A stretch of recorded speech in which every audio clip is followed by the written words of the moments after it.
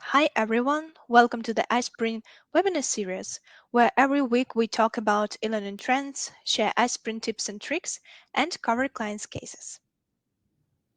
My name is Nadia, I'm a community manager at iSpring, and I will be the moderator for today's session. And today's webinar is dedicated to the impact of stress on learning culture. And to cover that fascinating topic, we've invited Nikki Owen, a founder of the Healing Hub Ltd. Hi, Nikki. How are you doing today? Hello, I'm fine. I'm really fine. I saw that you handled that little blip really well. And hello to everybody. Hi, welcome. And at this point, let me pass the mic over to you, Nikki, to start the presentation. That's great. Yes, we got there in the end. So it's a really warm welcome to all of you. It would be lovely to find out where you're actually dialing in from. I can see we've got Melissa, Andrew, Imran. Where, please interact with me because Netherlands, oh, that's fantastic. Dubai, Florida, New York. Oh, this truly is a global audience. So really warm welcome to you, whatever time of the day it is. And perhaps I'm going to share some content with you that I hope will be of real value to you personally as well as professionally. And it's the culmination of my life's work, and I share it to you. And if there's anything more that you need, please feel free to ask me questions in the chat. I'll do my best to keep an eye on that and see how we're doing. But just in this moment, we have 45 minutes together, and just kind of relax, take a deep breath, and gift yourself the gift of presence, because we have such busy lives, and it's not often we get the chance to really invest in some self-care. So I want this to be a session that really is helpful and enlivening for you as individuals, as well as giving you some pointers for your organizations. So just a little bit about me. Don't want to dwell too much on me, but I have spent 3 decades really helping people to make changes in their lives, working mainly with people in the corporate arena at all levels, all types of organizations. And it's over the years, I've written several books. I've been speaking a lot about the work that I'm passionate about.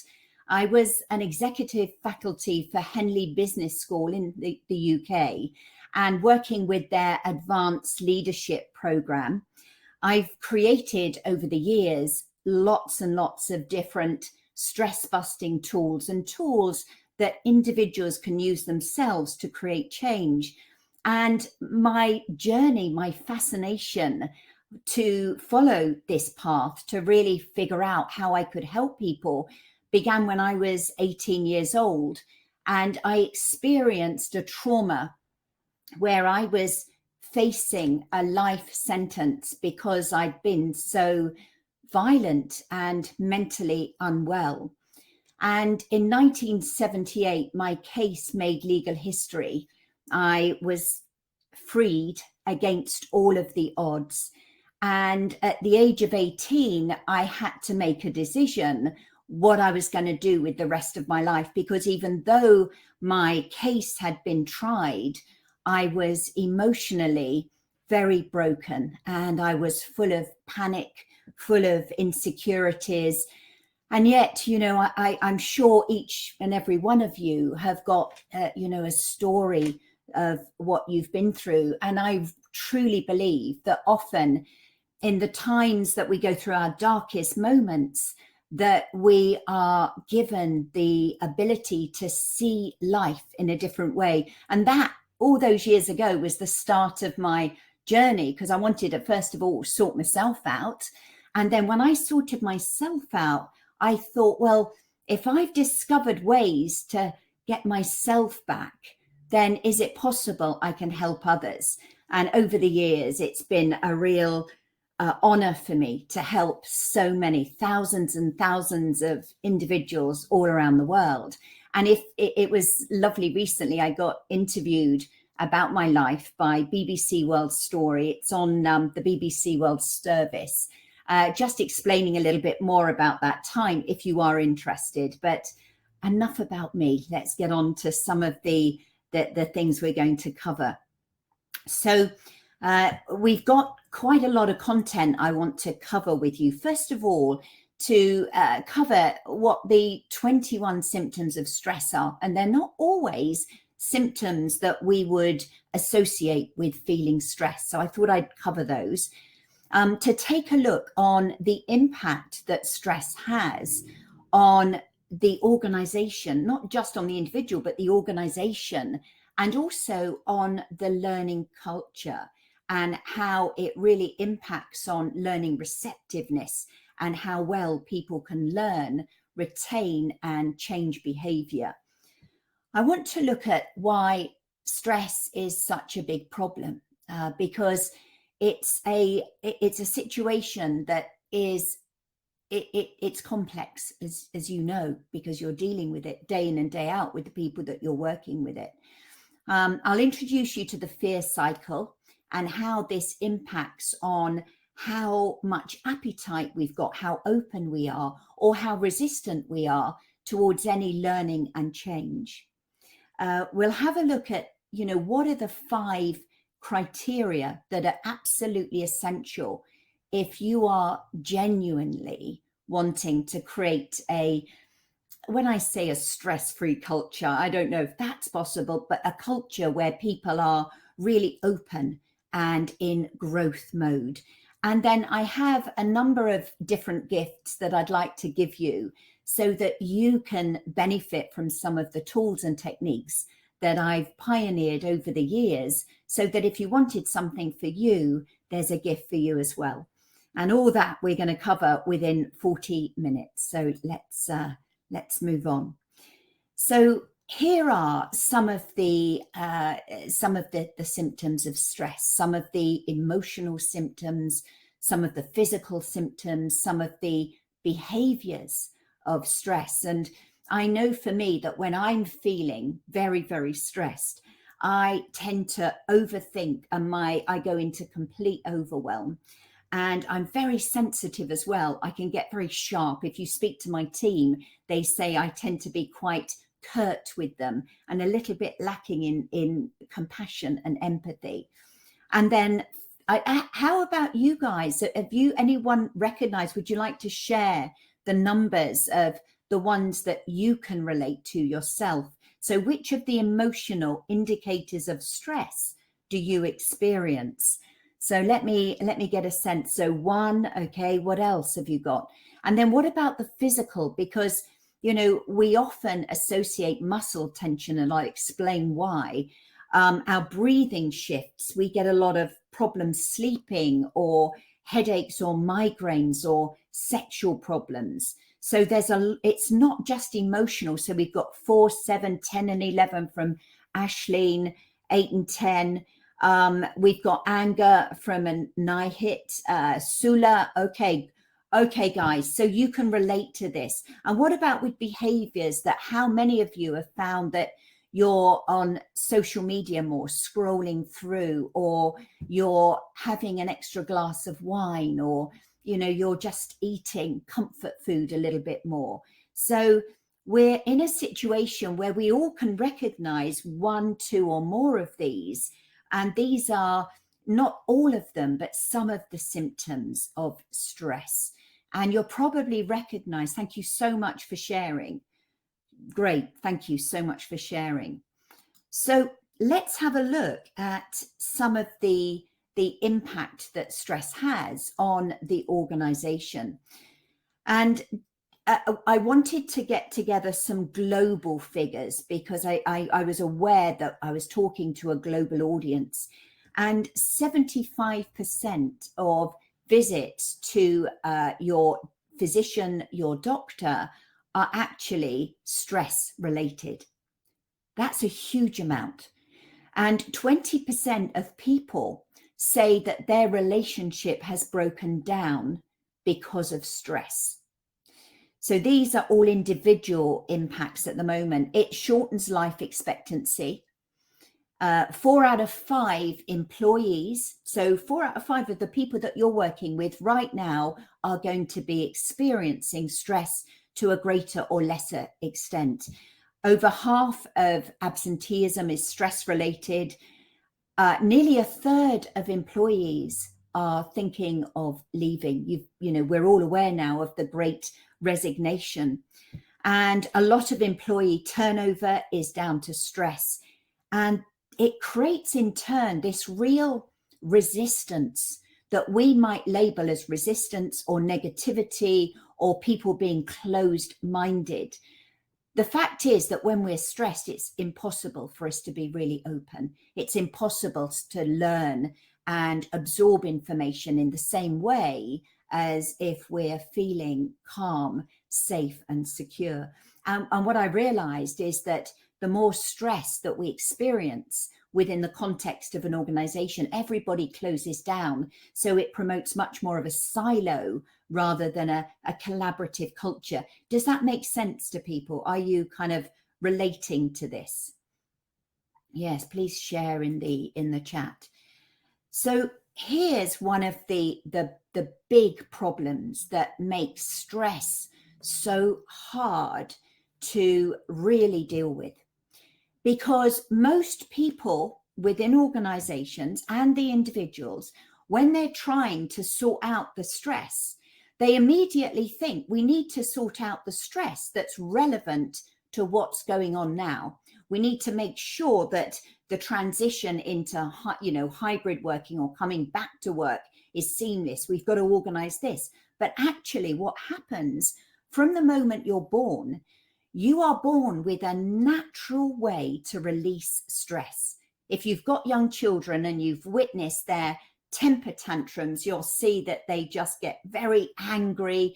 They might shout and scream for a bit, and then within a moment, they've released that emotion and they're fine. They can deal with things in the current moment. But what happens with us over the years is that we tend to build up, instead of releasing and expressing how we feel, we push it down. And it's a bit like, imagine that your body is like a glass of water, and all of the emotions that if you don't actually empty the glass, there'll come a point where you're pouring more emotions into the glass of water and it's completely overspilling. That poor glass can't hold the water and it's overflowing. And that's what's happening, is that often the layers and layers and layers of emotional buildup over the years, then you get something like a global pandemic that then triggers not just the natural fear we should be feeling, the natural stress and anxiety, but it's triggering a lifetime's worth of unprocessed emotion that can feel absolutely overwhelming for people. This is why we talk about feeling lost or feeling overwhelmed. And sometimes, have you ever noticed that some of your colleagues, they tend to react in a way that's totally out of proportion to what's going on? Has anybody noticed that?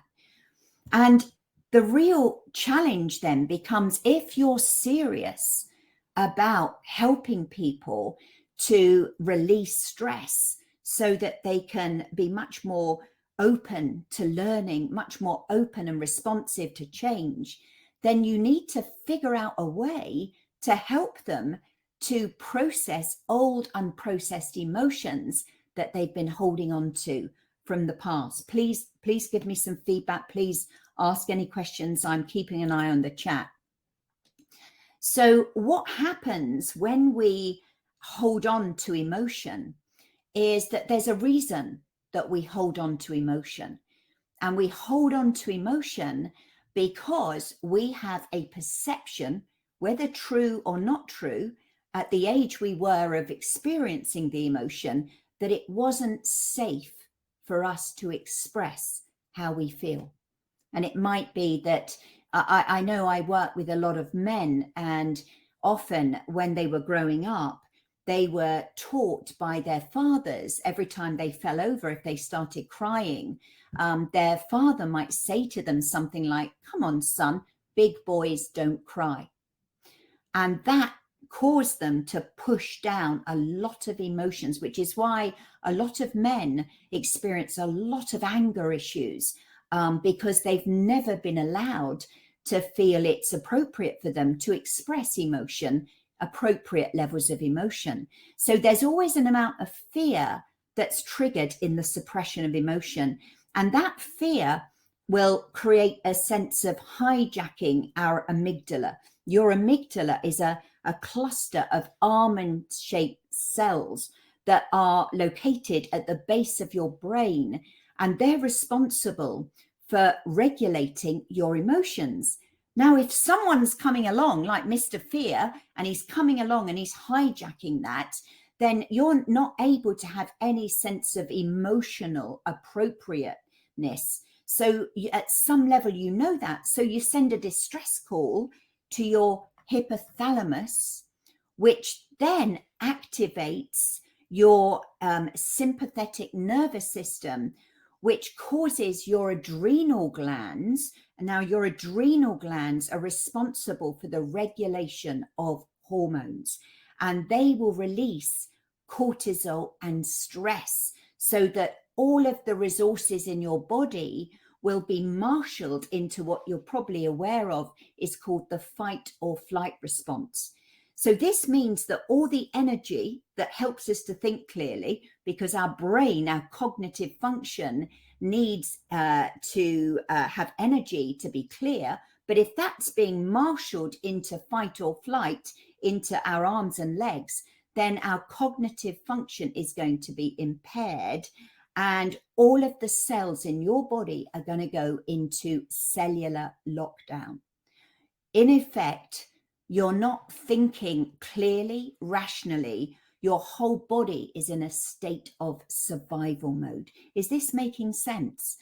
And this physiological reaction actually then perpetuates the same again. So it becomes like a groundhog day, a never ending cycle of the same old. And this is why we witness people who are experiencing long-term stress, and it's almost a self-perpetuating thing that's really challenging to help them get out of it, and really challenging for you to assist people in helping them to get out of it. So let me just quickly whisk through the cells, because you've got 50 to 70 trillion cells in your body, and your cells are very responsive to the hormones in your body. So if you're in fight or flight, then your hormones are going to be cortisol and adrenaline. Your cells have a little receptor on the end that go danger, danger, and they shut down and they protect your cell. They keep your cells safe, which is fine for the short term. But in the longer term, your cells aren't receiving nutrients that allow your cells to grow and flourish, because your cells need oxytocin and serotonin to really grow. So this is why when our cells are in survival mode, first of all, we become more selfish, because it's such a problem dealing with our own survival. We don't have the emotional empathy to be able to deal with anyone else, because we're struggling. Our whole system's battling to hold it together within ourselves. The other thing is, you cannot have a growth mindset, a mindset where you're into learning and change, when your cells are in lockdown. And you're going to come across as being negative, as being resistant, as being always kind of cynical about things. But it's not. The people that you witness in these behaviors are not negative or resistant. They are just scared. They're just stressed. And therefore, if you're serious about building an open growth culture, a learning culture, a culture where people collaborate, they work together rather than as silos, then you need to tackle stress. You need to get people in a state where their cells are operating from a state of growth, from survival. Hope that's making sense. Just another couple of slides that just want to share before I'm going to give you some solutions. Is that, first of all, that the other challenge about stress and learning, and this is actually a good and a not so good thing, that the brain, we know now from neuroscience that the brain is neuroplastic, which means it's malleable. So we can reform the neural pathways by a number of different ways. Now, when you have a thought, your brain, your thought releases an electrical signal that then releases neurotransmitters that attach onto another neuron, and this creates a circuit. Now, the more times you have the thought, the more stronger that circuit becomes. So this is why that 90% of the thoughts that you're going to have today were the same thoughts you had yesterday, last week, and a month ago, and a year ago. This is why it's so hard for us, and particularly as learning professionals, to create change in behavior. Because if you want to change behavior, you have to change the neural circuitry. But how do you change the neural circuitry? Because if you've been experiencing a really stressful time, you know that it's kind of that the neural circuits, you're going to be thinking negative a lot, and you will have established some pretty solid negative neural pathways. So even when life is great, when the organization delivers, when everything's great, you still feel negative because your thoughts are going down those same negative circuits. So I knew when I was pioneering the work that I've been doing for 30 years, I knew that we had to find a way to change in a very comfortable way the neural circuitry of the brain so it supports people back into growth, back into feeling calm, back into feeling confident again. Does that make sense? Is this, can you give me a thumbs up? I know it's a bit one-way street. And if you've got any questions, I'd love to take questions. I'm just trying to give you as much information and value. Thank you very much. Thank you. So the other thing is that one of the things that we discover, and you've probably heard this in the work that you're doing, that it takes an average of 66 days to form a new neural circuit. 66 days. So this throws everything on its head now when it comes to learning, because when it comes, if I said to you, right, okay, go to the gym, and when you go to the gym, do a whole day at the gym and you'll be fine and you won't have to go for the rest of your life. You think I'm nuts. You only really get the results if you go to the gym on a regular basis, and it takes a while to see those results. And it's the same with losing weight, learning to drive a car. And what we need to get to with people is to find a way that they really can incorporate self-care into their daily routine in the same way that you clean your teeth. You don't put in your schedule twice a day, 5 minutes to clean my teeth. No, you just do it automatically. But your dental visits, which are the specialist input, are when you go to have a checkup. But the dental visits without the daily teeth cleaning isn't really going to do much good. So when it comes to long workshops versus daily bite-sized chunks, when people are stressed, it's really important that you recognize the value of delivering that learning, that development in bite-sized chunks.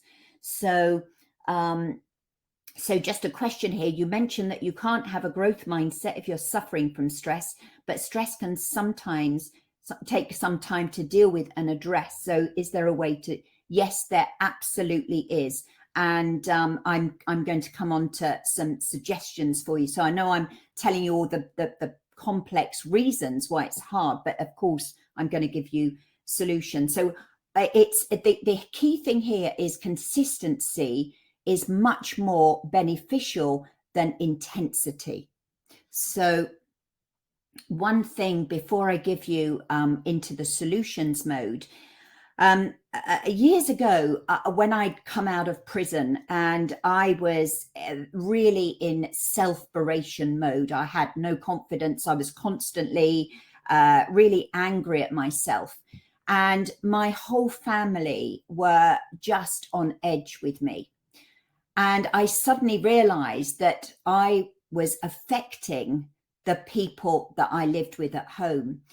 And I came across the work of Dr. Masaru Emoto, a Japanese scientist who dedicated his life to the study of water. And what he recognized was that our intentions, the emotions that we have, when we focus our awareness, our attention on something, we actually impact either positively or negatively on that we're focusing on. And if you're familiar with Daniel Goleman's book on emotional intelligence and emotional contagion, you know, have you had that feeling when you walk into a meeting room and you can tell the meeting hasn't gone well? Or have you had the situation where somebody's talking to you and you say, "How are you doing?" And they say, "I'm fine." And you just know that they're not. Have you had that you just sense something's wrong? You know, you walk into a place and it's got a good energy. Have you felt that? Or it's got an energy that feels quite draining? Or have you met people that have this ability to suck the will to live from you? And have you had that where you just think, "Oh, that's so draining to be around"? Well, that phenomena is called emotional contagion.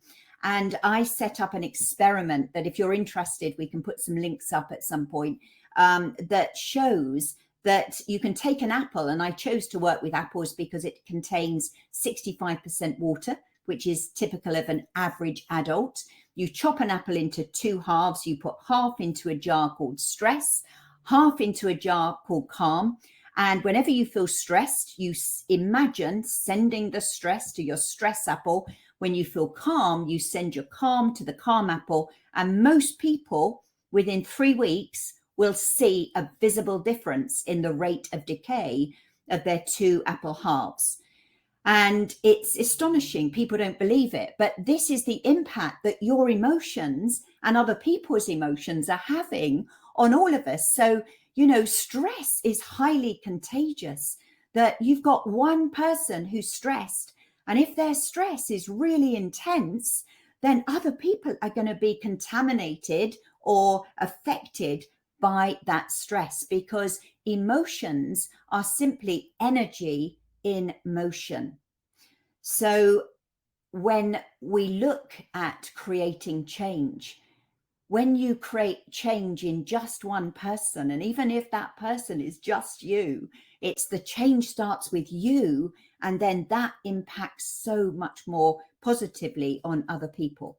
So 5 factors that are really important when you're designing your own learning and development interventions. First of all, and I'm sure you guys know this, but it's so important, particularly important when you think that we've suppressed emotions because of fear. We need to create strong levels of feeling safe and supported.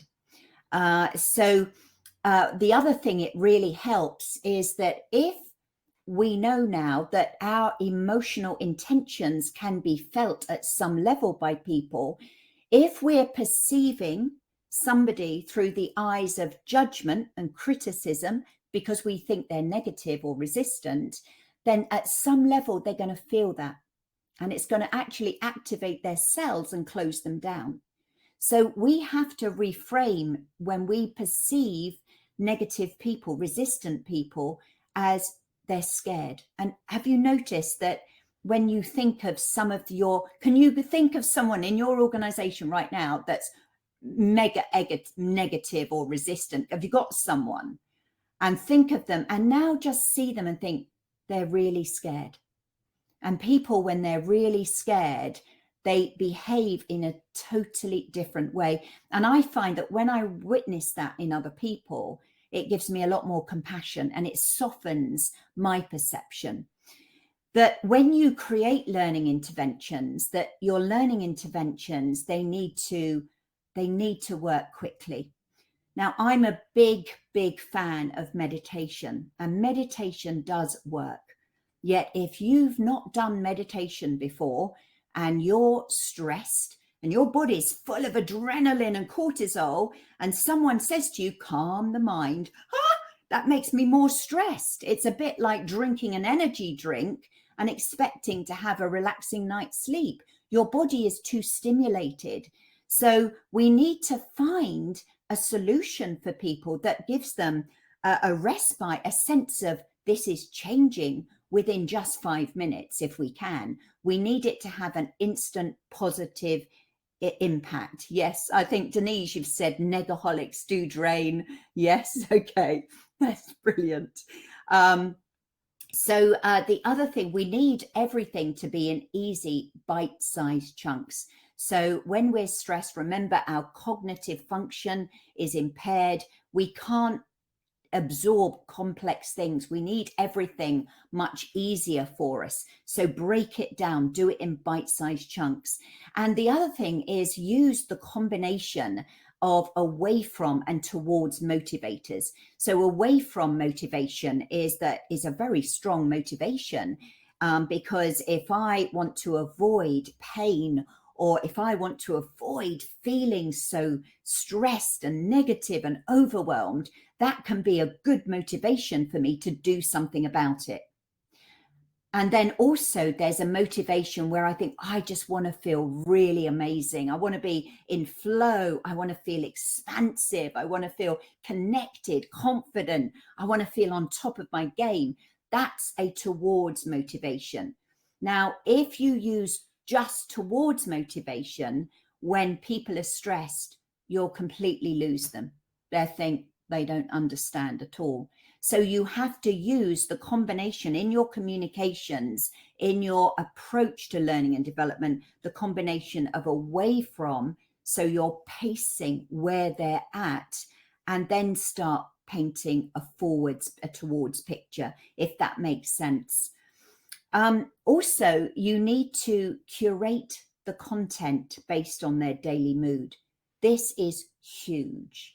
So if I'm stressed and I'm having a bit of a stressful moment, which I think Nadia, if she had a bit of she was on the receiving end, because I couldn't get my my PowerPoint to share, which is why I haven't got reveals and you're having to look at everything. And I was feeling really, really stressed, and I realized that I couldn't actually come on and present in a place of stress. That wasn't going to work. But, what I needed somebody, and Nadia was brilliant how she dealt with me, but you need to curate content for people based on how they feel every single day, because how we feel when we're stressed and how responsive we are to things is going to be totally different to how we feel when we're really in the zone. So we need to take that into account, and every individual is going to go through different emotional moods every single day. And this is really important. This is where technology can be used powerfully to really adapt to what's relevant for that person in the moment. So daily touch points, if we can start to rewire the neural circuits, we know within 66 days of those daily touch points, then we can start to create some profound shifts. So another thing to share is that if you're going to invest a lot of money in stress management as a way to improve learning and improve the culture within your organization, well, it's going to be a huge, massive budget. And it's going to have to be a budget that you have to, find every single year.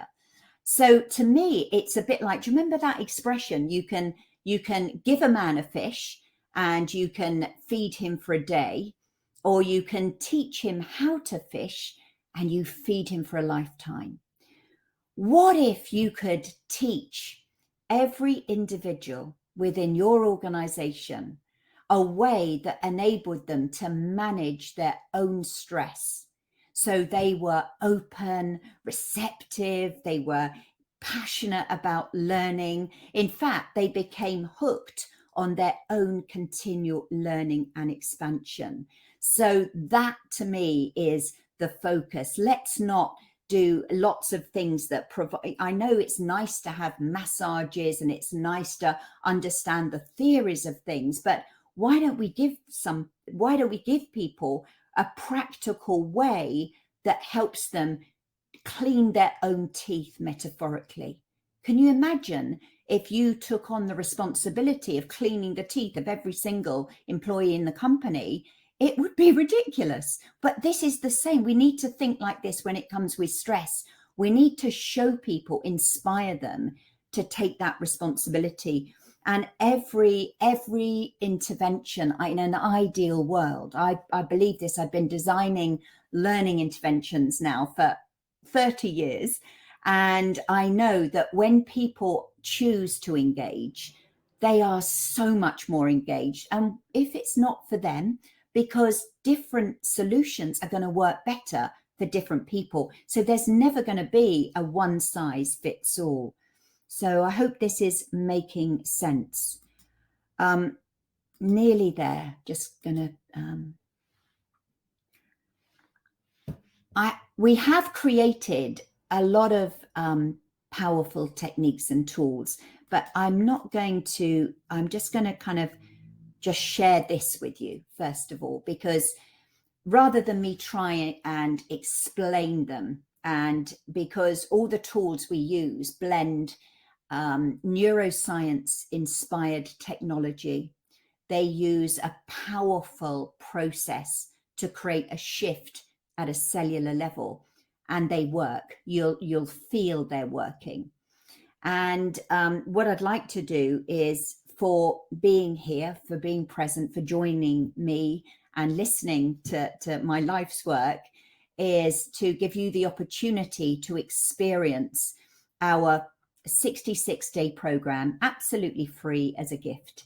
And I don't know if we've got a link that we can share in the chat, but we've got a program starting which comprises of 66 days of stress busting techniques that we guide you through on a day-by-day basis. There are 6 webinars with me that you can watch live or on demand. And it's the opportunity for you to benefit from some self-care so that you're better equipped to help. We have an app that you can download straight away with our compliments. So feel free to do that. It's available in the App Store and Google Play. There is a white paper, which is might help you, with your own learning interventions, which again you can download. And I'm going to take some questions now. I think that's all I want to say right now. I think you've heard so much from me. I just want that to be useful. But if there's any way we can help, if you're curious about how we work within the context of organizations, making a dramatic difference to workplace stress, then please just get in touch. But if it's something that's just been of value for you, then if there's anything else we can do to be of service, please let us know. So thank you very much. Thank you. I don't know if Nadia wants to come back and facilitate the questions. Are there any questions? Does anybody have any? Are you curious? Anything you'd like to share? Anything that you feel that made sense? What were the bits that resonated? What were the bits that didn't? Okay. We have a question from Mercine. How to do it in the classroom with 30 different people or children? I think it's about how to calm down in this huge classroom. So one of the things about children, which is absolutely brilliant, children and animals are really responsive to energy. So if if you've got animals, if you're feeling quite stressed or upset, your pet will know that and usually come and console you.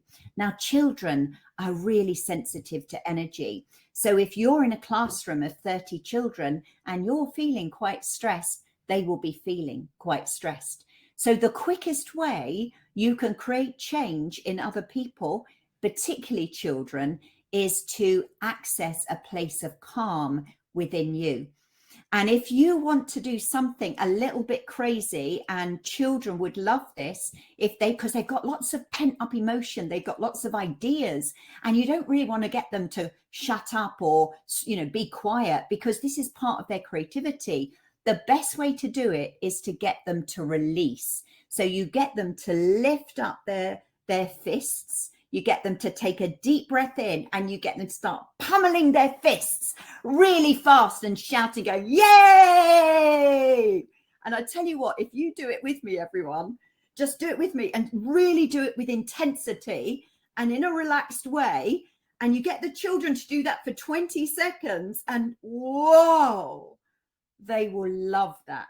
So will you let me know how you get on with that? I absolutely guarantee that will work. How do you manage people with anger issues? So you manage anger is there. It depends if it's the anger is appropriate or if the anger is out of proportion to what's going on. Now, if we're assuming that the anger is out of proportion, then you need to be very calm and centered. But you need to let them kind of let off steam, because part of their anger is a need to, if you like, express old anger that they've actually pushed down. So when they're in that state of anger, you cannot reason with them. So you do need to just give them that space, that moment to almost like offload. And then once they've released that emotion, expressed that emotion, they'll be in a much calmer place. But again, our techniques are designed to release anger gently over a period of time. So whether it's anger, fear, sadness, all the main emotions, we have techniques that help people to release that emotion. But if you're not using our techniques, then give people the space to be able to express. If you interrupt them, then that's going to just fuel their anger. Does that make sense? Oh, thank you, Denise, about your lovely feedback about understanding neuroplasticity. Yes, now, Amarachi, that can also be stressful. Now, the thing is, when it's very easy for us, I know that we talk about we're very aware of the emotions of other people, particularly if we're empaths. But the important thing about this is that we have to take responsibility for how we choose to feel. Now, if when someone's angry, you are seeing them through the eyes of judgment and fear, then you're going to tense up. If you see them through the eyes of compassion, if you recognize this is a call for help, they feel that at some level. And it's all about protecting your energy. And you can protect your energy by imagining that you're in a bubble and that nothing can get in the bubble, because no one, you do have the ability to manage your own emotional state. It's just hard to do if you've got a lot of emotional buildup. So if you've experienced growing up with a lot of angry people, and then you experience somebody angry in the workplace, that can trigger you. So you're not just then reacting to them, you're reacting to a lifetime's worth of anger that they've triggered. So the more releasing of old emotion you can do, the better. Does that make sense? Does that answer your question? Good. Anyone else? Is there anything else? Okay. Oh, if there's anything, I just want to make sure. Yes, a gratitude meditation does help you to ground and center. I think that when we can be grateful for what is going on in our life right now, when we can make friends with the way life is right now, because it's easy to feel calm when we're on a beach relaxing and with no stresses. The challenge is, how do we navigate life? Because life is stressful. It's always going to be stressful. How can we find a way of navigating life in a way that just feels calmer and easier? Okay, so I think that's it. And is there anything else? What kind of meditation? Denise, in the app, it's like, have a look at the app, please. And come and join our program. It's free. Please let us help you. There's nothing like experiencing it. There's nothing like it. And, if you're open to, and you really want to help yourself and then help other people, yes, Rick, I think it's been recorded. So the kind of meditations, let me just answer that, Denise, because I've got a view on the meditations.